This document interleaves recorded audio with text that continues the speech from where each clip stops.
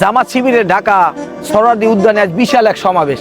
আজ যদি কোরআনের পাখি থাকতে, কোরআনের দুই একটা আয়াত শুনতে পারতাম, কলজিটা ভরিয়ে যাইতে। এই জন্য আফসোস করতে আছি। ইস, আজকে যদি কোরআনের পাখি বাঁচিয়ে থাকতে, হ্যাঁ কণ্ঠ দ্বারা কোরআনের দুই একটা আয়াত আমরা শুনতে পারতাম। কিরে মতলব আড়দি গুজাইয়া হ্যাঁ কা সমস্যা কি?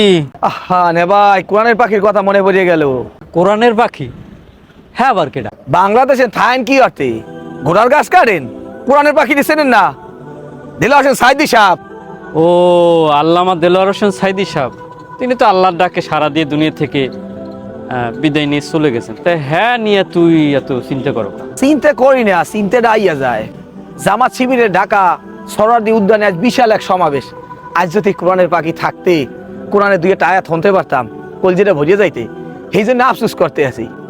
আহা, আল্লামা সাইদি সাহেব, তার জন্য তো আসলে দোয়া করা ছাড়া কোনো উপায় নাই। তবে আল্লামা সাইদি সাহেব খালি মনে করো যাইয়া ওই যে জামাত ইসলামের না, তিনি সমগ্র বাংলাদেশ তথা পৃথিবীর একজন কোরআনের পাখি। তিনি কোরআন কেমন জায়গায় পৌঁছে দিয়েছেন, সেই জায়গায় সাধারণ মানুষ, এই যে দেশ বিদেশের কোনো সাধারণ মোল্লারা লইয়া আসলে যাইতে পারে না। এই জন্যই তাকে মনে হয় কোরআনের পাখি বলা হয় না? নে ভাই, সত্যি কথা কি জানেন, হের মতো আলেম তাম পৃথিবীতে London, America, Ireland, Netherland, Singapore বিভিন্ন অঞ্চলে ইসলামের দাওয়াত দিয়েছে, কোরআনের কথাগুলান কইছে। এখনো আলেমরা কয়, কিন্তু হের গলার ভিতরে যে সাউন্ড আর এই সাউন্ড, এতে কলজা ঠান্ডা হয় না। কিন্তু নে ভাই, উনি তো কোরআনওয়ালা লোক ছিল, কোরআনকে মহব্বত করতো, যার জন্য ওনার কোরআনের পাখি বলতো। কিন্তু উনি যে এই যে লাঞ্ছনার শিকার হইল, এ আর কি বিচারটা উনি পাইবে না? হ্যাঁ অবশ্যই বিচার পাইবে, বিচার পাইবে না কেন? যেহেতু চললেই গেলে আল্লাহ ডাকে সারা দিয়ে, কেমন যে কথা কথায় বিচারটা পাইবে কবে? তইলে হন, এই যে 24 সালে যে ঘটনা ঘটছে দেশে, হ্যাঁ কি সাইদি সাহেবের বয়ানের লাগে কিছু মিলটিল পাও? নে ভাই, দেলোয়ার হোসেন সাইদি সাহেব ছিল মগু অহংকার। ওরা ক্ষমতার লোভে হেরে বানাই দিয়েছে রাজাকার। 2024 সালে কিছু কথা কি, হে কোরআন হাদিস দিয়া যে কয়টা কথা কইছে, খালি বাংলাদেশ না তাম পৃথিবী লইছে কয়টা ভবিষ্যৎবাণী করে গেছে। আল্লাহ তাআলা হ্যাঁ জীবন দশায় চলে যাওয়ার পর প্রতিটা জিনিস ফলাই দিয়েছে জমিনে।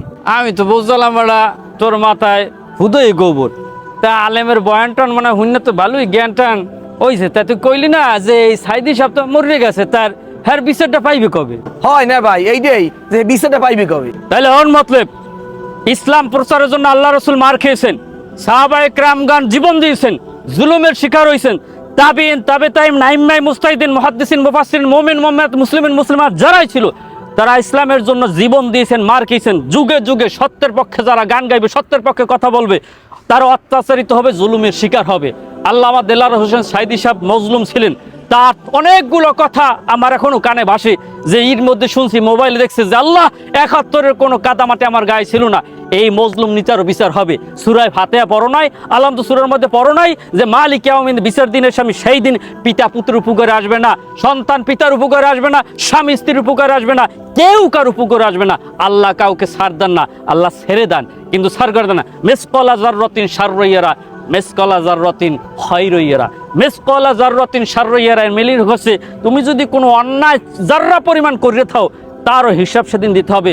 মিসকালা যাররাতিন খায়রাইয়ারা, তুমি যখন কোনো নেক আমল যাররা পরিমাণ করে থাকো, তাও ওই দিন বিচার হবে। যারা জুলুম করছে আর যে জুলুমের শিকার হয়েছে, সেই দিন কেউই পার পাবে না। নে ভাই, আমার কথা নিয়ে এইটাই বুঝি, শিল্পী মশিউর রহমান কইছে, এক কলেমায় রুজি রুটি, আরেক কলেমায় ফাঁসি। বর্তমান যুগে অনেক আলেমরা দেয়, ইসলামের দাওয়াত দেয়, ঘরে নিয়ে মুড়ো পোলা খাওয়ায়, আর দেলোয়ার হোসেন সাইদি সাহেব কলেমার দাওয়াত দেশে, এই জন্য কারাবরণ করছে এবং দুনিয়া থেকে চির বিদায় করে দিয়েছে। তার সামনে অনেক নাজ নেয়ামত দিতে চাইছে, কিন্তু সে আল্লাহকে ভয় করছে। আল্লাহ তো বাস ইত্তাকুল্লাহ, আমারে ভয় করো, কোনো জমিনে কোনো বেড়ায় ভয় করে নাই। তাই হ্যারে বানাইছে রাজাকার, কিয়ামতের এই কঠিন মুহূর্তে নবীর খোঁজ বের করবে হাহাকার। কারণ আল্লাহ নবী বলছে, উলামা একরাম আমার উত্তরসূরি। আমার কথা নিয়ে খুব ভালোই লাগছে ইনশাআল্লাহ। কথা একদম ঠিক, আল্লাহ বিজয় হিসেবে তাকে জান্নাত দিয়ে দেবে। ভাই গেলাম, আল্লাহ ছাড় দেয়, ছাড়িয়ে দেয় না। আলেমের অপমান করলে আল্লাহ ছাড়ে না, কিয়ামতের মাঠে ধরবে। দেলোয়ার হোসেন সাইদি ছিল আমাদের অহংকার, তারে কসদ রাজাকার, কিয়ামতের মাঠে নবীর খুঁজবি আর করবি হাহাকার।